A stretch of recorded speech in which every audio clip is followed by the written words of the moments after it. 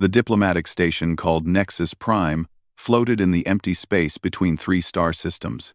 It was massive. 100,000 beings lived and worked inside its metal walls. Representatives from 37 different species came here to talk, to argue, and to make deals that shaped the future of the galaxy. Today, a new species had arrived. Park Tae-ho stood at the viewing window of his small quarters and watched the stars. He was a thin man with a gentle face. His hair was neatly combed. His suit was simple but clean.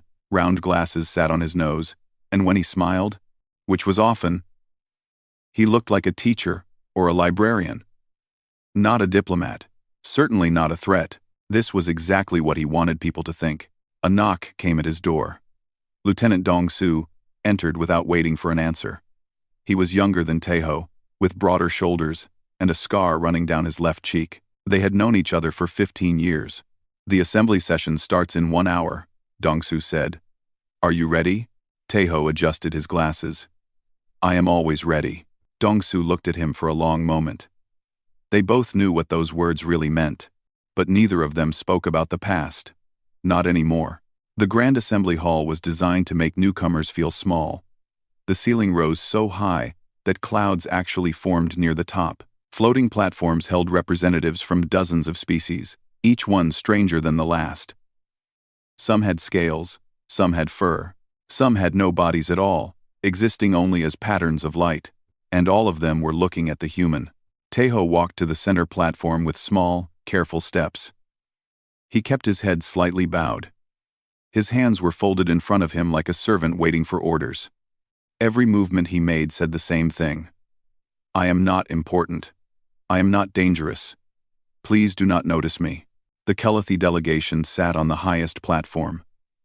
They were reptiles, cold-blooded and proud. Their scales were dark green, almost black, and their eyes were yellow with vertical slits. The Kelathi Empire controlled 47 star systems and had destroyed 3 species in the last 100 years alone. High Arbiter Vorn, their leader, leaned forward to get a better look at the human. Vorn was old even by Kelathi standards. His scales had faded to gray, and golden rings pierced his eye ridges as marks of his many victories. He had ruled his empire for 60 years and had never once shown mercy to the weak.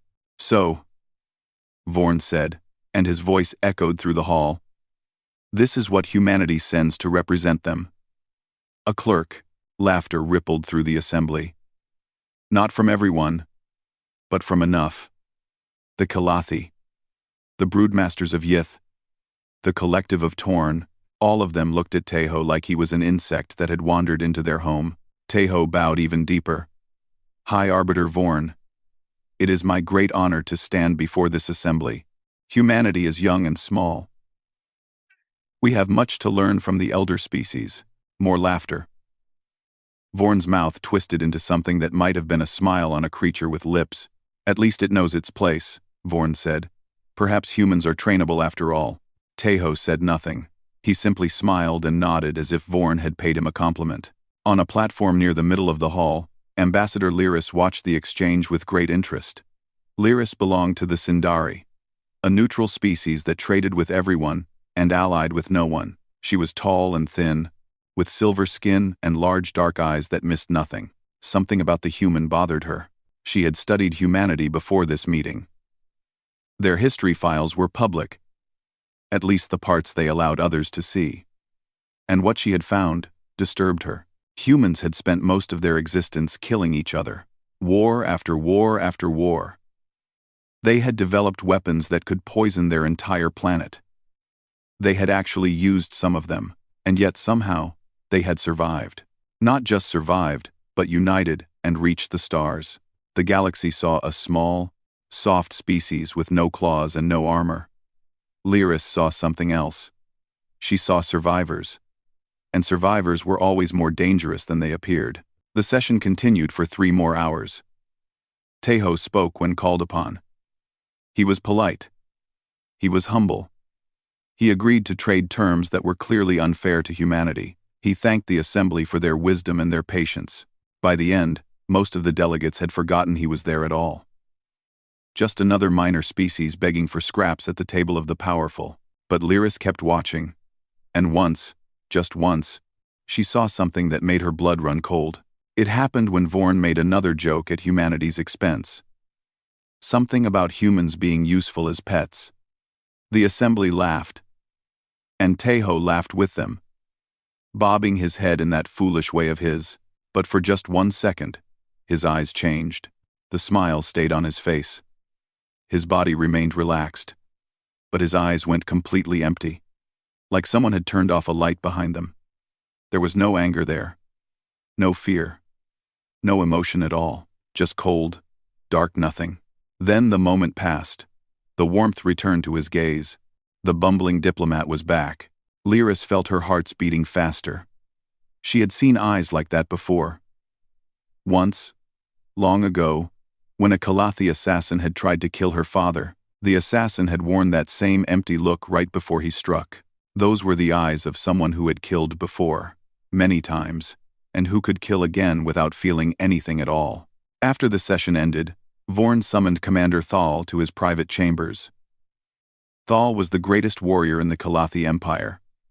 He stood 7 feet tall, and his claws had been enhanced with metal tips that could cut through ship armor. He had never lost a fight. He had never shown mercy. The human, Vorn said. I want him taken. Thal tilted his head. Taken? Captured. Questioned. Broken. Vorn's yellow eyes gleamed. Humanity thinks they can join our assembly as equals. They need to learn their place. Make an example of their diplomat. Show the galaxy what happens to species that reach above their station. Thal smiled, showing rows of sharp teeth. It will be my pleasure. High Arbiter. Do not kill him, Vorn added. Not immediately. I want him to suffer first. I want him to beg, and I want the recording sent to Earth so they understand the cost of their arrogance. Understood. Tal left to gather his team. 6 of his best warriors. All of them killers. All of them hungry for blood. None of them knew what they were walking into. And somewhere in the station, Park Tae-ho sat alone in his quarters, staring at the stars. His glasses sat on the table beside him. His eyes were empty again. He knew they would come. He had been waiting for this moment since he first stepped onto the station. The galaxy thought humanity was weak. They thought humans were prey. They were about to learn how wrong they were. The maintenance corridors of Nexus Prime were dark and empty. Most species avoided them. The lighting was poor. The air recyclers hummed too loudly. And the walls were bare metal without the comfortable decorations found elsewhere on the station. Park Tae-ho walked through these corridors alone. He had told Captain Yuna that he needed time to think. He had told Lieutenant Dong-su that he was going to explore the station. Both of them had offered to come with him. He had politely refused. Now he walked with his hands in his pockets, his footsteps echoing off the metal floor. To anyone watching, he looked like a lost tourist who had taken a wrong turn. But Tae-ho was not lost. He knew exactly where he was, and he knew exactly who was waiting for him. Commander Thal stepped out of the shadows ahead. His scales were so dark they seemed to absorb the weak light. His metal-tipped claws caught the glow of a distant lamp and gleamed like knives. Human, Thal said. His voice was deep and rough, like stones grinding together. You should not have come to this place. 5 more Kalathi warriors emerged from side passages. They moved like predators, surrounding Tae-ho in a loose circle.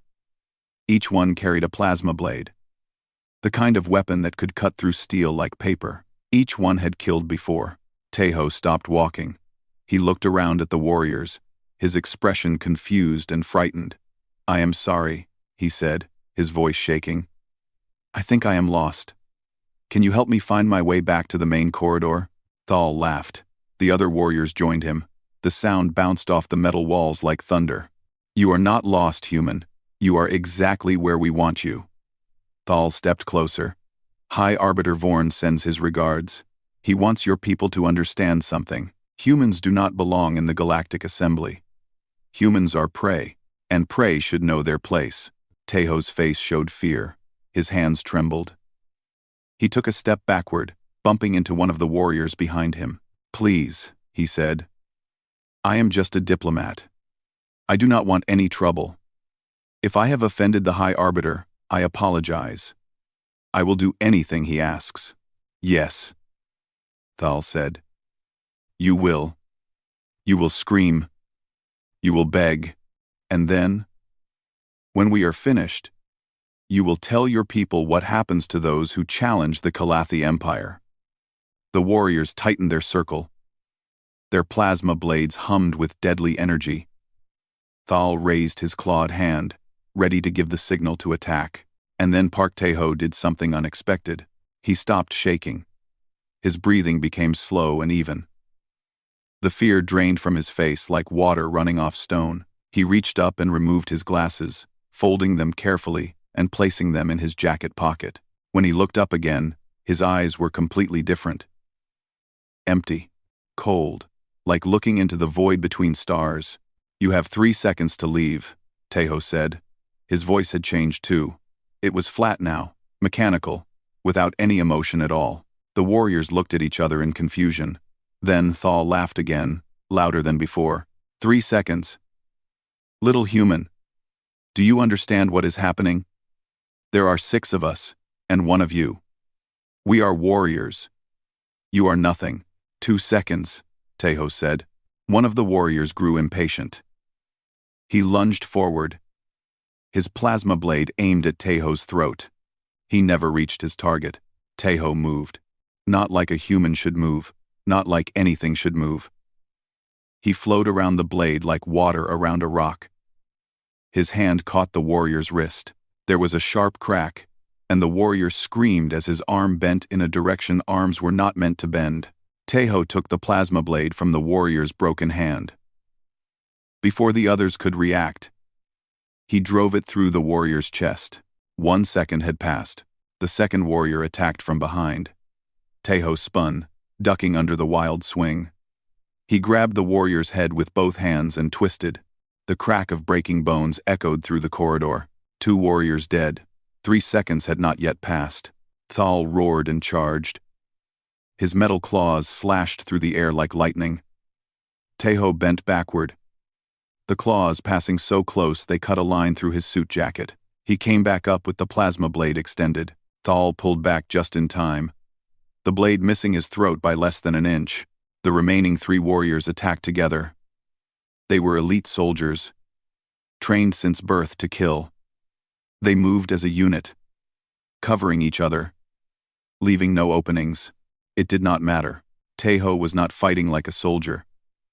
He was not fighting like anything the Kalathi had ever seen. He was fighting like something old. Something that had learned to survive in a world where everything wanted it dead. He used the corridor itself as a weapon. He pushed off walls. He ducked through gaps too small for the larger Kalathi to follow. He never blocked when he could dodge. He never fought fair when he could fight dirty. 11 seconds after the first attack, 5 Kalathi warriors lay dead on the floor. Only Thal remained. The great commander stared at the human with something new in his yellow eyes. Fear. True fear. For the first time in his long life, Thal understood what it felt like to be prey. Tae-ho moved so fast that Thal could not track him. One moment he was 3 meters away. The next, he was behind Thal, slamming the commander's face into the metal wall. Thal's claws scraped uselessly against the floor as Tae-ho pinned him in place. "Tell your master," Tae-ho whispered into Thal's ear, "that Earth sends its regards." He pressed the plasma blade against Thal's throat, just hard enough to burn the scales. "If the Kalathi attack another human, I will come back. And next time, I will not leave anyone alive to carry a message. Do you understand?" Thal tried to speak, but only a weak sound came out. "Do you understand?" Tae-ho asked again. "Yes," Thal managed to say. "Yes, I understand." Tae-ho released him. Thal fell to the ground, gasping for breath. When he looked up, the human was already walking away. Tae-ho reached into his pocket, retrieved his glasses, and put them back on. He smoothed his suit jacket, frowning at the cut Thal's claws had made in the fabric.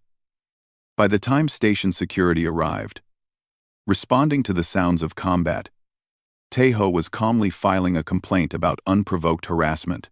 Later that night, Lieutenant Dongsu found Taeho in his quarters. The diplomat was standing at the small sink, washing blood from his hands.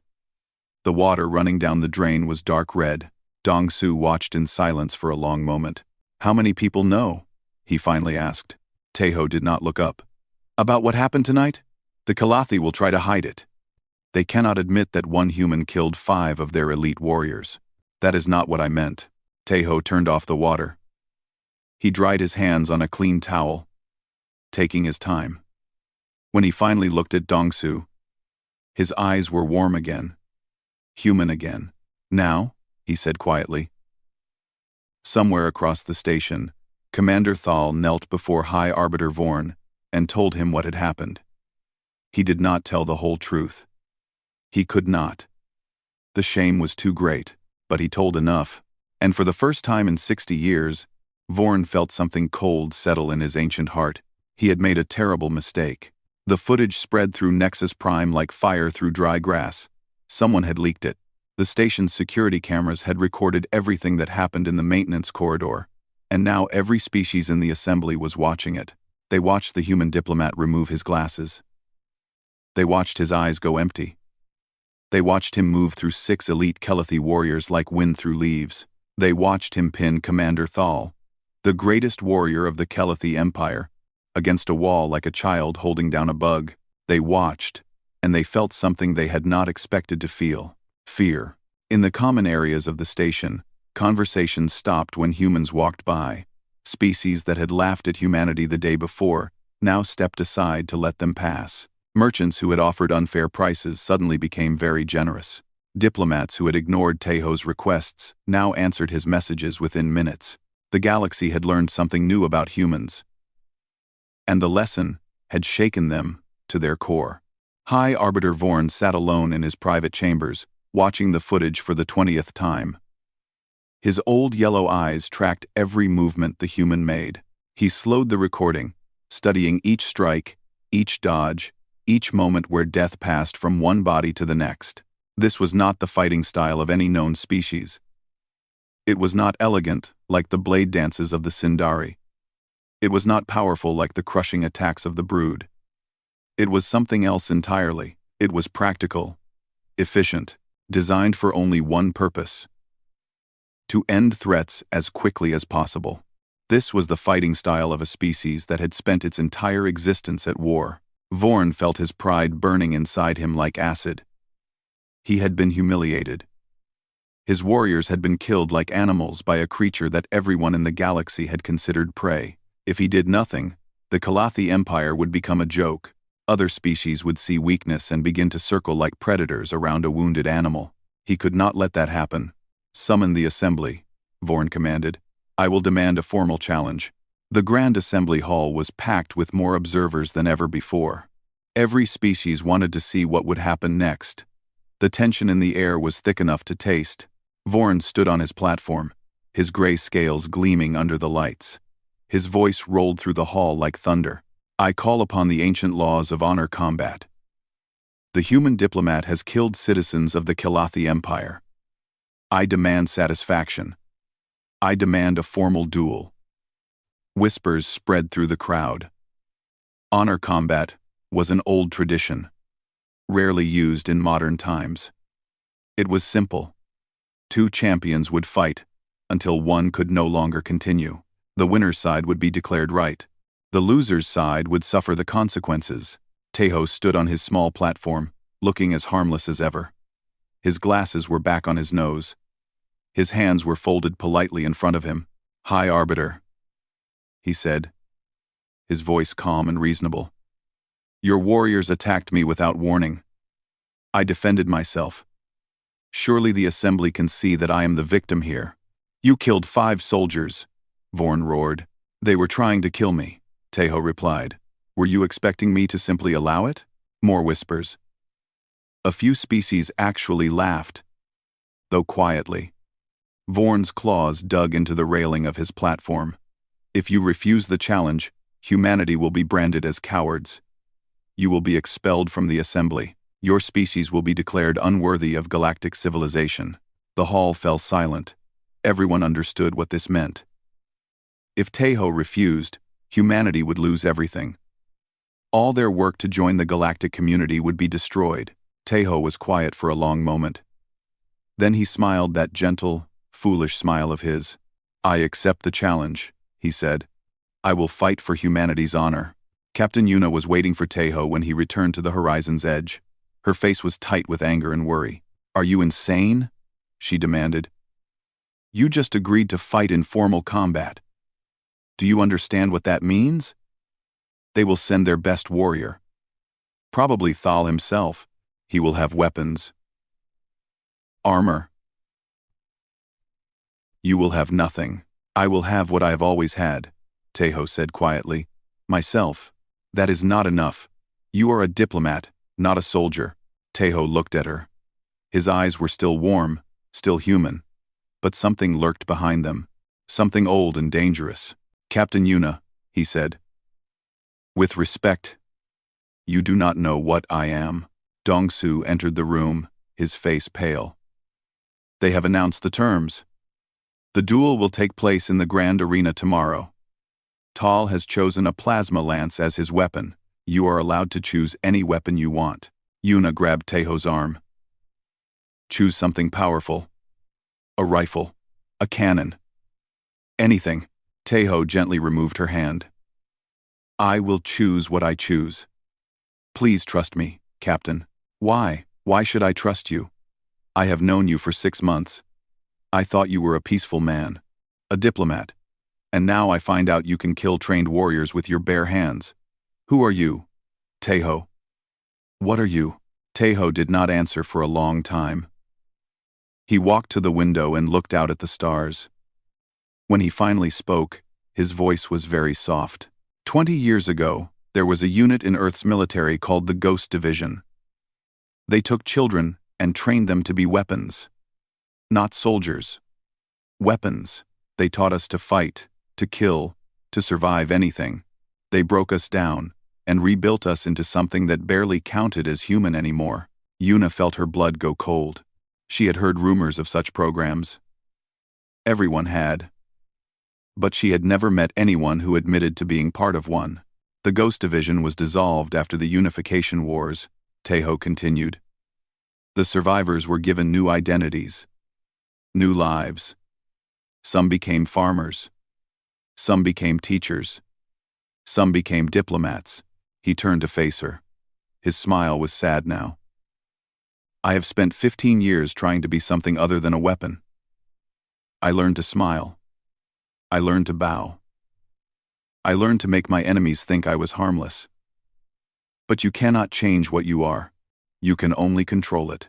And now someone has forced me to remember what I really am. Tejo straightened his glasses.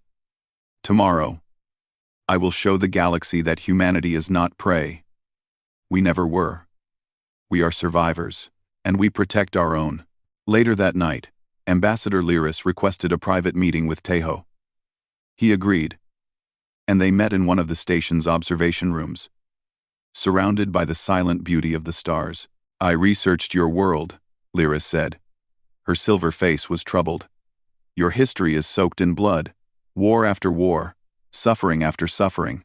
Yet you hide it so well. We do not hide it, Tejo replied. We simply learned to put it in a box. We only open it when we must. And now, Tejo's smile faded. For just a moment, Lyris saw something terrible behind his eyes. Something vast and cold and patient. Someone opened my box, he said. Now they must live with what comes out. Lyris felt a shiver run through her body. She had seen many dangerous beings in her long life. Warriors, assassins, monsters of every kind, but she had never been more frightened than she was at this moment, standing in a quiet room with a smiling human diplomat. Tomorrow, the galaxy would learn the truth about humanity. Lyris suspected that many would wish they had never learned it at all. The Grand Arena of Nexus Prime was the largest structure on the station. It could hold 50,000 spectators, and today every seat was filled. Beings of every shape and size crowded together, their eyes fixed on the empty fighting floor below. Billions more watched through screens across the galaxy. This was the most viewed event in 100 years. Everyone wanted to see what would happen when the Kalathi Empire crushed the upstart humans. High Arbiter Vorn sat in the place of honor, his gray scales polished until they gleamed. He had dressed in his ceremonial armor, golden and ancient. Around him sat the other high leaders of the Kalathi, all of them confident that today would restore their empire's honor. On the opposite side of the arena, Captain Yuna sat with Lieutenant Dongsu. Her hands were clenched so tight that her knuckles had gone white. Dongsu sat very still, his face showing nothing at all. A great horn sounded, and the crowd fell silent. Commander Thal entered the arena first. He wore full battle armor, black plates covering his body from neck to tail. In his clawed hands, he carried a plasma lance, a weapon designed to kill warships. Blue energy crackled along its length, casting strange shadows on the walls. He was 7 feet of muscle and scale, and barely controlled rage. The crowd roared with approval. Thal raised his lance, and the roar grew louder. Then Park Taeho entered. He wore his suit, the same simple gray suit he had worn to every assembly meeting. His glasses sat on his nose. His hands were empty. He walked with that same gentle, shuffling walk that had made the galaxy laugh at him. In his right hand, he carried a single metal rod. It was the kind of weapon that Kalathi children used for training. It was not even sharp. The crowd fell silent again. This time, the silence was confused. Was this a joke? Had the human lost his mind? Vorn leaned forward, his yellow eyes narrowing. Beside him, one of his advisors whispered, "He means to die with dignity. At least." Vorn did not respond. Something about this bothered him. Something felt wrong. The two fighters walked to the center of the arena and faced each other. A referee, a neutral being made of pure light, floated between them. "The rules are simple," the referee announced. "Fight until one cannot continue. Kill or disable your opponent. There are no restrictions on methods. Begin on my signal." Thal bared his teeth. "You should have run, human. You should have hidden. Now I will tear you apart in front of the entire galaxy." Taeho removed his glasses. He folded them carefully and placed them in his pocket. When he looked up, his eyes were empty again. Cold. Dead. "You talk too much," he said. The signal sounded. Thal charged. He was fast for his size, crossing the distance between them in 3 massive strides. The plasma lance swept down in a deadly arc that would have cut Taeho in half, but Taeho was not there. He had moved, not backward, forward. He slipped inside Thal's reach, so close that the lance passed harmlessly behind him. His metal rod struck Thal's elbow, right at the joint where the armor was weakest. Thal roared in pain. His arm went numb. The lance wobbled in his grip. The crowd gasped. Thal recovered quickly. He swung the lance in a wide circle, forcing Taeho to jump back. Then he thrust forward, the plasma tip screaming through the air. Taeho twisted. The lance cut through his jacket, missing his body by less than a finger's width. He brought his rod down on Thal's wrist. Crack. The lance fell from Thal's broken grip. Thal screamed. He lashed out with his free hand, metal claws slashing toward Taeho's face. The claws caught Taeho's shoulder, tearing through cloth and flesh. Blood splattered on the arena floor, but Taeho did not stop. He did not even slow down. He stepped into the attack, letting the claws cut deeper into his shoulder. Then his rod came up, striking Thal under the chin. The big Kalathi's head snapped back. His eyes went unfocused. Taeho hit him again, and again, and again. Each blow was precise. Each blow found a weak point in the armor, a gap in the defense. Taeho moved like water, flowing around Thal's desperate counterattacks. He was bleeding from a dozen cuts now, but his face showed no pain. His eyes showed nothing at all. The crowd had stopped cheering for Thal. They had stopped making any sound at all. They watched in horror as the giant Kalathi warrior was slowly, methodically destroyed by a creature half his size. Thal tried to retreat. Teho followed. Thal tried to grab him. Teho broke his fingers. Thal tried to kick him. Teho shattered his knee. The great commander fell. He landed on his back, staring up at the lights of the arena. Blood leaked from cracks in his armor. His breathing was ragged and weak. Teho stood over him. His suit was ruined. His body was covered in blood, both his own and Thal's. But his face was calm, empty, patient. He raised his rod like a spear, aiming at Thal's throat. The arena held its breath. Teho spoke, and his voice carried to every corner of the arena, to every screen across the galaxy. Humans, he said, are not the strongest species, not the fastest, not the toughest. The rod pressed against Thal's throat. The Kalathi whimpered, but we are the most stubborn. He looked up, directly at Vorn. The old arbiter felt those empty eyes on him like physical weight. We survived ice ages, Teho continued. We survived plagues. We survived predators that would give your people nightmares. We survived each other, which was harder than all the rest combined. He pressed the rod harder. A thin line of blood appeared on Thal's scales. We did not conquer our world because we were the best. We conquered it because we refused to die. Because every time something tried to destroy us, we got back up. We adapted. We learned. We became something that could survive anything. The silence in the arena was absolute. Teho turned his gaze back to Vorn. Yield, he said. Announce to the galaxy that humanity has won. Announce that the Kalathi Empire was wrong about us. Do it now, or I will show everyone watching what humanity does to those who threaten our people. Vorn's claws gripped the railing of his seat. His pride screamed at him to refuse, to order his warriors to swarm the arena, to kill this human and every human on the station. But he looked into Teho's eyes and saw something there. Something that told him, beyond any doubt, that if he gave that order, he would die.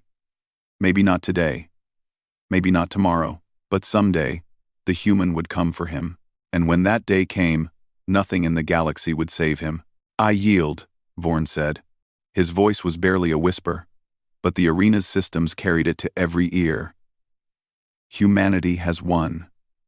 The Kalathi Empire acknowledges humanity's strength. The arena exploded into noise. Some cheered, some screamed, some simply stared in shock. Teho lowered his rod. He stepped back from Thal's broken body. Medical teams rushed onto the arena floor, surrounding the fallen commander. Teho walked toward the exit. His steps were steady despite his wounds. He retrieved his glasses from his pocket and put them back on. As he passed Captain Yuna and Lieutenant Dongsu, he paused. We should leave soon, he said. His voice was warm again. Human again. I suspect we have made some enemies today. Dongsu looked at him for a long moment. You could have killed him. Yes. Why did you not? Teho smiled. It was a tired smile. A sad smile. Because diplomats do not kill people, Dongsu. We negotiate. And today, I negotiated a future where the galaxy will never underestimate humanity again. He continued walking, leaving bloody footprints on the arena floor. Behind him, the galaxy would never be the same again. 3 days had passed since the duel. 3 days that had changed everything. Park Teho stood in the medical bay of the horizon's edge, while the ship's doctor finished treating his wounds. The cuts from Thal's claws had been deep, but they would heal. They always healed. That was one of the gifts, or perhaps curses, of his training. His body knew how to survive. You should be dead, the doctor said, shaking her head. That last cut came within a centimeter of your artery, but it did not reach it, Teho replied. That is all that matters. The doctor sighed and closed her medical kit. She had learned not to argue with the diplomat. He was polite about everything, but he never changed his mind. Outside the medical bay, Captain Yuna was waiting. Her face had lost some of its tension over the past few days, but she still looked at Teho differently now. Like he was a weapon that might go off at any moment. The assembly is requesting your presence, she said. Apparently, Half the species in the galaxy want to talk to you. Of course they do, Tejo said, putting on his new jacket. His old suit had been destroyed beyond repair. Everything is different now. They need to understand where they stand with humanity. And where is that? Tejo smiled gently. Wherever we decide it is. The Grand Assembly Hall was crowded with diplomats and observers, but the atmosphere was completely different from Tejo's first visit. When he entered, conversation stopped. Species that had mocked humanity now watched the human diplomat with careful respect. Some even bowed their heads slightly as he passed.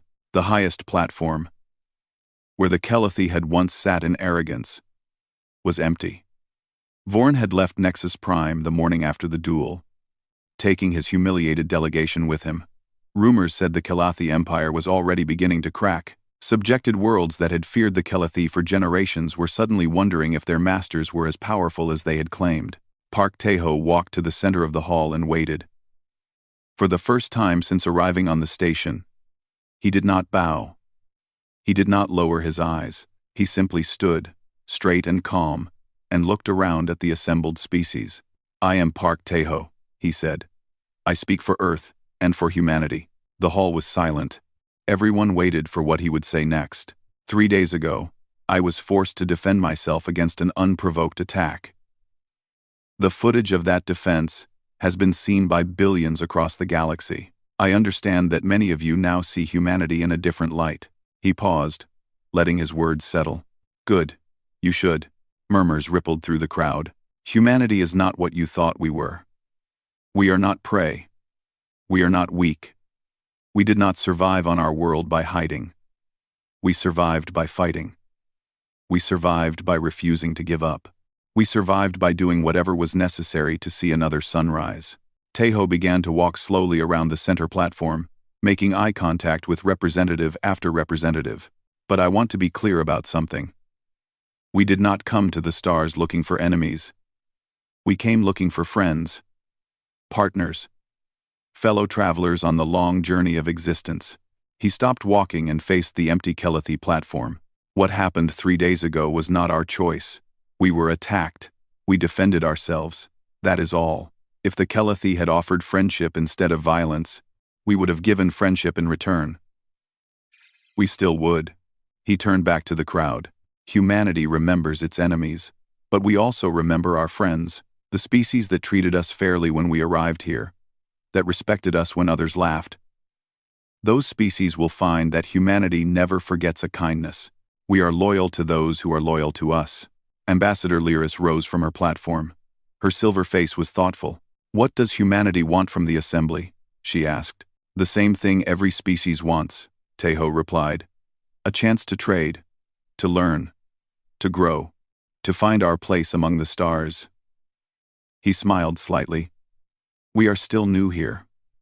We have much to learn from the elder species, but perhaps, after recent events, some of you will see that we have things to teach as well. One by one, delegates began to rise and offer their respects to humanity. Trade agreements that had been denied were suddenly approved.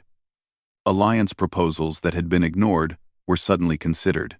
By the end of the session, humanity had received more offers of partnership in 3 hours than they had in 6 months. After the session ended, Lyris approached Tejo in one of the quiet corridors. The galaxy sees you as monsters now, she said. Is that what you wanted? Tejo considered the question for a long moment. We prefer the word survivors, but we will accept monsters if it keeps our people safe. And you, personally?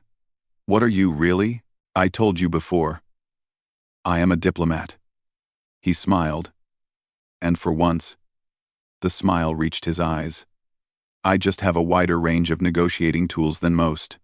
Lyris studied him with her large, dark eyes. The Kelathi Empire is falling apart. News is spreading to their subjected worlds.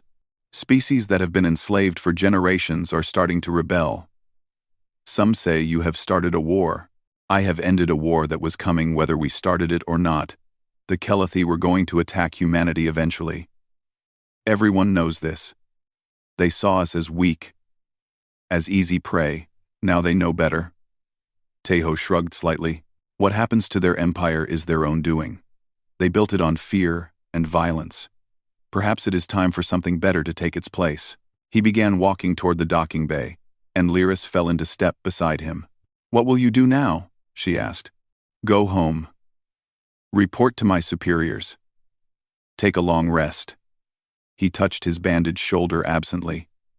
"Heal. And after that, I will go wherever humanity needs me to go. There will be other stations, other assemblies, other species that think we are weak."